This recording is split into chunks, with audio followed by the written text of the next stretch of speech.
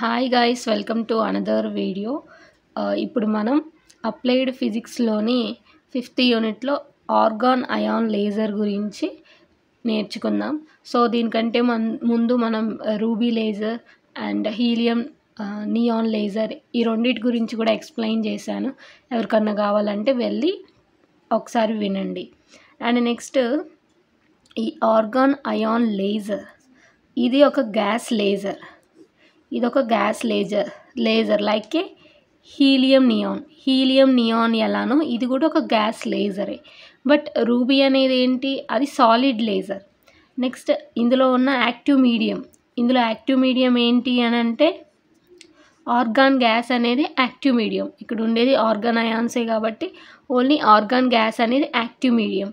మనకి helium నియాన్లో active mediums ఏంటి, both helium నియాన్స్ ఈ రెండు కూడా అక్కడ యాక్టివ్ మీడియంసే. సో ఇక్కడ మాత్రం active medium organ gas. Next దీని డయాగ్రామ్ చూద్దాం. ఈ డయాగ్రామ్ని ఈజీగా గుర్తుపెట్టుకోవాలి అని అంటే ఒక ట్రిక్ ఏంటంటే, ఇది ఏమో చపాతీ పీటలా ఉంది, ఇది ఏమో చపాతీ వత్తడానికి కర్రని యూజ్ చేస్తాం కదా, దానిలా ఉంది. సో అది గుర్తుపెట్టుకోండి. అండ్ నెక్స్ట్ దీనికి ఈ కర్ర పక్కన partially reflected and fully reflected mirrors ఉన్నాయి. అండ్ ఆ మిర్రర్స్ ఉన్నాయి ఇక్కడ పక్కన. అండ్ నెక్స్ట్ ఆ కర్రని మనం పవర్ సప్లైకి కనెక్ట్ చేస్తున్నాం. అండ్ వాటి నేమ్స్. సో ఆ కర్రని మనం ఏమంటున్నాం, ఇక్కడ ట్యూబ్ అని అంటున్నాం, దాని పేరు ప్లాస్మా ట్యూబ్. అండ్ ఇక్కడేమో లేజర్ బీమ్ ఇక్కడ. అండ్ నెక్స్ట్ ఇది పార్షియల్లీ రిఫ్లెక్టెడ్, ఇది ఫుల్లీ రిఫ్లెక్టెడ్. అండ్ ఇవన్నీ పవర్ సప్లైకి కనెక్ట్ అయ్యి ఉన్నాయి. అండ్ నెక్స్ట్ ఇదేమో Brewster angle window. Next so ఇది ఈజీగా గుర్తుపెట్టుకోవడానికి జస్ట్ ఒక ట్రిక్. అండ్ నెక్స్ట్ పాయింట్కి వెళ్ళిపోతే, the argon ion laser consists of a long and narrow discharge tube. So దీనికి కూడా long tube like a helium neon tube లాగానే ఇందులో కూడా లార్జ్ ట్యూబ్ అనేది ఉంది. And made up of a beryllium ఆక్సైడ్స్లో ఆక్సైడ్స్తో మేడ్ అంటే దీన్ని కన్స్ట్రక్ట్ చేసాము. ఈ ట్యూబ్ని బెరీలియం ఆక్సైడ్స్తో కన్స్ట్రక్ట్ చేసాము. Next which is filled with argon gas. So beryllium ఆక్సైడ్స్తో ఈ ట్యూబ్ని మనం కన్స్ట్రక్ట్ చేసాము. అండ్ ఈ బెరీలియం ఆక్సైడ్స్లో ఏముంటుంది అంటే ఈ ఆర్గాన్ గ్యాసెస్ అనేవి ఉంటాయి. It contains 2 Windows at its ends. మనకు తెలుసు కదా 2 విండోస్ ఉన్నాయి, మనకి తెలుసు 2 విండోస్. ఇగో ఇక్కడ 2 విండోస్ అనేవి ఉన్నాయి. ఈ విండోస్ ఎలా ఉన్నాయి, ఒకదానికొకటి పర్పెండిక్యులర్. సో ఇదేంటి, పర్పెండిక్యులర్ టు ఈచ్ అదర్. ఒక విండో ఇంకో విండోకి పర్పెండిక్యులర్గా ఉంది.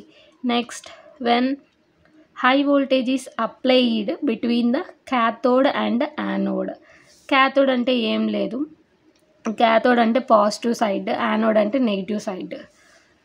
సో మనం హై వోల్టేజ్ అనేది అప్లై చేసినాం క్యాథోడ్కి అండ్ యానోడ్కి మధ్య. హై వోల్టేజ్ అప్లై చేస్తే a high current flow through it. క్యాథోడ్కి యానోడ్కి మధ్య మనం హై వోల్టేజ్ అనేది అప్లై చేస్తే అప్పుడు మనకి ఏమవుతుంది అని అంటే హై కరెంట్ ఫ్లో అవుతుంది. హై కరెంట్ అనేది ఇక్కడ ఫ్లో అవుతూ ఉంటుంది. Next due to organ ions moves continuously towards cathode and electrons towards anode. Cathode side A move అవుతాయి, క్యాథోడ్ అంటే పాజిటివ్ సైడ్ కదా, పాజిటివ్ సైడ్ ఏ మూవ్ అవుతాయి అని అంటే ఆర్గాన్ అయాన్స్ అనేవి ఇటు సైడ్ పాజిటివ్ సైడ్ నుంచి అంటే క్యాథోడ్ సైడ్ నుంచి మూవ్ అవుతాయి. అండ్ నెగిటివ్ సైడ్ నుంచి ఏం మూవ్ అవుతాయి అని అంటే ఎలక్ట్రాన్స్ అనేవి నెగిటివ్ సైడ్ నుంచి మూవ్ అవుతాయి. పాజిటివ్ సైడ్ నుంచి ఏం మూవ్ అవుతాయి అని అంటే ఆర్గాన్ అయాన్స్ అనేవి పాజిటివ్ సైడ్ నుంచి మూవ్ అవుతాయి. Next point, the ions having less momentum at the cathode సైడ్లో. ఇక్కడ క్యాథోడ్ సైడ్ మనకి ఏం మూవ్ అవుతాయి అంటే ఆర్గాన్ అయాన్స్ మూవ్ అవుతాయి కదా, దీనికి ఇక్కడ లెస్ మూమెంటమ్ అనేది ఉంటుందట. లెస్ మూమెంటం అనేది ఉంటుంది క్యాథోడ్ సైడ్ ఆర్గాన్ అయాన్స్ అనేది మూవ్ అయినప్పుడు. సో అవి ఈజీగా న్యూట్రలైజ్ అయిపోతాయి, ఇక్కడ ఈజీగా న్యూట్రలైజ్ అవుతాయి ఏంటి ఆర్గాన్ అయాన్స్ అనేవి. And diffused slowly back in to the discharge tube. మళ్ళీ అవి ఎక్కడికి వెళ్ళిపోతాయి, మళ్ళీ అవి డిశ్చార్జ్ ట్యూబ్లోకి వెళ్ళిపోతాయి, మళ్ళీ అవి డిశ్చార్జ్ ట్యూబ్లోకి స్లోగా వెళ్ళిపోతూ ఉంటాయి. ఎందుకు అంటే దాని మూమెంటం అనేది ఇక్కడ తక్కువగా ఉంటుంది, ఆర్గాన్ అయాన్స్కి మూమెంటం అనేది తక్కువగా ఉంటుంది ఎందుకంటే cathode side. And next the output power can be raised by applying static magnetic field మనం అప్లై చేసినట్లయితే దేనికి అప్లై చేయాలి, డిశ్చార్జ్ ట్యూబ్కి అప్లై చేస్తే అప్పుడు మనకి అవుట్పుట్ పవర్ అనేది రైజ్ అవుతుందంట. ఓకే. అండ్ నెక్స్ట్ వర్కింగ్లోకి వెళ్ళినట్లయితే సో ఇది డయాగ్రామ్, మరి అది డయాగ్రామ్ ఇది డయాగ్రామ్ ఎందుకు అని అంటే ఈ డయాగ్రామ్ జస్ట్ ఏంటంటే అవుటర్గా ఎలా వర్క్ అవుతుంది అని ఈ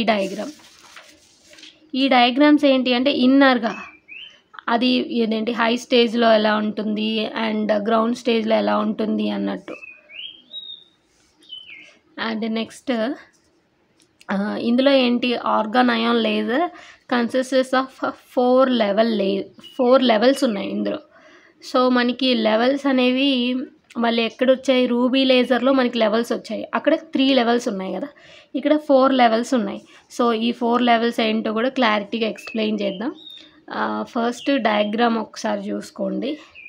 అండ్ నెక్స్ట్ పాయింట్లోకి వెళ్ళిపోతే when electric discharge passes through the tube, ఎప్పుడైతే ఎలక్ట్రిక్ డిశ్చార్జ్ అనేది ట్యూబ్ నుంచి పాస్ అవుతుందో the organ atoms pumped to energy level E3. ఎప్పుడైతే ఎలక్ట్రిక్ డిశ్చార్జ్ అనేది పాస్ అవుతుందో, ఎక్కడి నుంచి ఎలక్ట్రిక్ డిశ్చార్జ్ అనేది పాస్ అవుతుందో ఈ ట్యూబ్కి డిశ్చార్జ్ ట్యూబ్కి ఎప్పుడైతే ఎలక్ట్రిక్ డిశ్చార్జ్ అనేది పాస్ అవుతుందో అప్పుడు ఆర్గాన్ యాటమ్స్ అనేవి దాని ఎనర్జీ లెవెల్స్ ఎక్కడ ఉంటాయి, హై ఎనర్జీ లెవెల్స్లో ఉంటుంది, ఇక్కడ ఉంటుంది ఆర్గాన్ యాటమ్ అనేది హై ఎనర్జీ లెవెల్స్లో ఉంటుంది. సో ఇప్పుడు లెవెల్స్గా చూద్దాము. ఫస్ట్ లెవెల్లో ఏమవుతుంది అంటే neutron argon atoms are ionized raised to energy level E1 when which is known as the ground of argon ions. First లెవెల్లో ఏంటి అని అంటే ఫస్ట్ ఇక్కడ మనం ఏమన్నాము, ఇవి న్యూట్రలైజ్డ్ అయిపోతాయి కదా, క్యాథోడ్ దగ్గరికి వచ్చేసరికి ఇవి న్యూట్రలైజ్డ్ అయిపోతాయి కదా,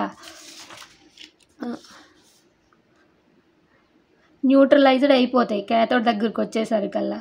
సో అవి న్యూట్రలైజ్ అయిపోయి అవి ఎక్కడికి వెళ్ళిపోతున్నాయి, మళ్ళీ ట్యూబ్లోకి వెళ్ళిపోతున్నాయి. అంటే ఏంటి, అవి దాని ఎనర్జీ లెవెల్ ఎక్కడుంది, గ్రౌండ్ లెవెల్లో ఉంది అని అర్థం. దాని ఎనర్జీ లెవెల్ గ్రౌండ్ లెవెల్లో ఉంది, ఆర్గాన్స్ ఇక్కడ ఉన్నాయి, ఆర్గాన్ యాటమ్స్. నెక్స్ట్ లెవెల్ 2లో ఏమవుతుంది, the ion in the ground state, G state is nothing but ground state, excited to energy level E3. Second లెవెల్కి వచ్చేసరికి ఏమవుతుంది, గ్రౌండ్ స్టేట్లో ఉన్న ఆర్గాన్ అయాన్స్ అనేవి E3 లెవెల్కి మూవ్ అయిపోయాయి. ఈ నెక్స్ట్ ఇది థర్డ్ లెవెల్ 3 ఇది. The excited argon ion in every level E3 falls to energy level E2. ఇప్పుడు E3లో ఉన్న ఆర్గాన్ అయాన్స్ అనేవి E2లోకి ఫాల్స్ అవుతాయి, ఇది E2లోకి ఫాల్స్ అవుతాయి either by the process of spontaneous emission or stimulated emission. So important points underline చేయండి. Spontaneous emission ద్వారా కానీ లేదా స్టిమ్యులేటెడ్ ఎమిషన్ ద్వారా కానీ మనకి ఆర్గాన్ అయాన్స్ అనేవి హై లెవెల్లో నుంచి అంటే E3 లెవెల్ నుంచి E2 లెవెల్కి ఎమిట్ అయిపోతాయి. నెక్స్ట్ దేని ద్వారా, spontaneous emission or stimulated emission process వల్ల. నెక్స్ట్ లెవెల్ 4లో ఏంటి, the ions in energy level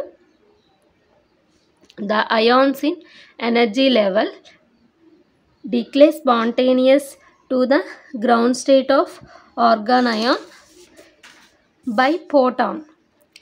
so ఇప్పుడు లెవెల్ E2 అనే లెవెల్లో ఉన్నాయి కదా ఆర్గాన్ అయాన్స్ అనేవి. సో ఇవి ఫోటాన్ వచ్చి మీట్ అవ్వటం వల్ల ఇవి గ్రౌండ్ లెవెల్కి డీఎగ్జైట్ అయిపోతాయి. నెక్స్ట్ ఈ ఫోటాన్ యొక్క వేవ్ లెంత్ 720 ఆమ్స్ట్రాంగ్స్ ఉంది. అండ్ నెక్స్ట్ అడ్వాంటేజెస్ ఏంటి ఆర్గాన్ అయాన్స్ వల్ల అంటే, the output of argon laser is high when compared to the output of helium neon laser. So దీని ఎందుకు ఆర్గాన్ లేజర్ని హీలియం నియాన్ లేజర్తోనే మనం కంపేర్ చేసాము, మనం ఎందుకు రూబీ లేజర్తో కంపేర్ చేయలేదు అని అంటే, అది సాలిడ్, ఈ రెండు లిక్విడ్స్ కాబట్టి, ఆర్గాన్ అండ్ హీలియం నియాన్ ఈ రెండు కూడా లిక్విడ్స్ కాబట్టి సారీ గ్యాస్ కాబట్టి ఈ రెండింటిని మనం కంపేర్ చేసాము. సో రూబీ అనేది సాలిడ్ కాబట్టి అది ఆర్గాన్ లేజర్తో కంపేర్ చేయలేదు. సో ఈ రెండు గ్యాసెస్లో కూడా ఏది అవుట్పుట్ని బాగా ఇస్తుంది అంటే ఆర్గాన్ లేజర్ అనేది బాగా ఇస్తుంది. నెక్స్ట్ అడ్వాంటేజ్ ఏంటి, divergence of argon laser is very small divergence ఉంటుంది. అండ్ నెక్స్ట్ డిసడ్వాంటేజెస్ ఏంటి అంటే, మోర్ ప్రైస్, చాలా ఎక్కువ ప్రైస్ ఉంటుందంట ఈ ఆర్గాన్ లేజర్కి. నెక్స్ట్ లో ఎఫిషియన్సీ, సో అంత ప్రైస్ పెట్టుకున్నా సరే లో ఎఫిషియన్సీ దీనికి ఉంటుంది. నెక్స్ట్ హంగ్ amount of power supply required, దీనికి పవర్ అప్లై చేసాం కదా మనం కన్స్ట్రక్షన్లో, ఆ డయాగ్రామ్లో ఉంటుంది. సో దీనికి ఎక్కువ పవర్ సప్లై కావాలి. నెక్స్ట్ దీనికి రియల్ టైమ్ అప్లికేషన్స్ కూడా ఉన్నాయి. యూజ్డ్ టు ట్రీట్ ఐ డిసీజెస్ని ట్రీట్ చేయడానికి యూజ్ అవుతుంది argon laser. Next used has sources for optimal pumping. And next used in holography ఈ 3 లేజర్స్కి కూడా అప్లికేషన్స్గా రాయొచ్చు. అండ్ నెక్స్ట్ ఫిఫ్త్ యూనిట్లో ఇంపార్టెంట్ క్వశ్చన్ లేజర్స్లో నేనైతే ఈ 3 టాపిక్స్ కవర్ చేశాను. నెక్స్ట్ ఆప్టిమల్ ఫైబర్, ఈ టాపిక్ కూడా ఇంపార్టెంట్, ఇది కూడా నేర్చుకోండి, ఇంకా వేరే ఛానల్స్లో ఉంటుంది కదా, నేర్చుకోండి. అండ్ నెక్స్ట్ ఐన్స్టీన్ కోఎఫిషియంట్, చాలా ఇంపార్టెంట్, అసలు చాలా ఇంపార్టెంట్. అండ్ ఇవి నేర్చుకున్న తర్వాత టైం ఉంటే ఇంకా ఆప్టిమల్ ఫైబర్ కమ్యూనికేషన్ సిస్టమ్ అని ఉంటుంది. సో వీటితో పాటు దాన్ని కూడా నేర్చుకోండి. Thank you for watching.